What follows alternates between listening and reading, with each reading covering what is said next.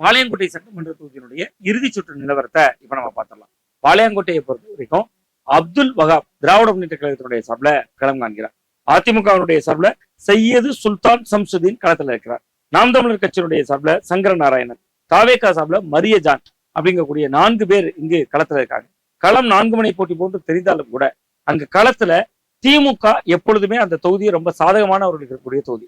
தொடர்ந்து திமுக அந்த தொகுதியில வெற்றி பெற்று வருது. அதே நேரத்துல இப்ப திமுக வேட்பாளராக இருக்கக்கூடிய மாவட்ட செயலாளர் மாவட்ட பொறுப்பாளர் அப்துல் வகாப்புக்கு எதிராக கடுமையான அலை வீசுது.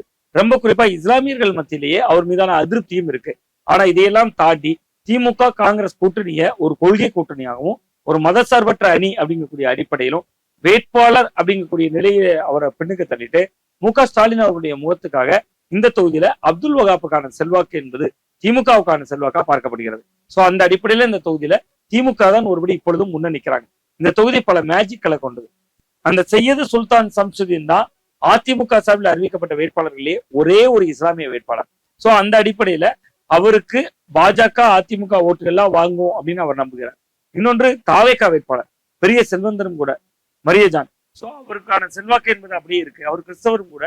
சோ அந்த அடிப்படையில அவர் சிறுபான்மை வாக்குகள்ல ரொம்ப குறிப்பா கிறிஸ்தவர்களுடைய வாக்குகளை கடிசவர அளவுக்கு இருக்கிறார். சோ அதனால திராவிட முன்னேற்ற கழகத்தினுடைய வெற்றி வித்தியாசம் குறைக்கப்படும். நீங்க கடந்த காலங்கள்ல போல ஒரு பெரிய லீடிங் வராட்டாலும் கூட ஒரு குறைவான லீடிங்ல அப்துல் வகாப் இந்த தொகுதியில ஜெயிப்பார்.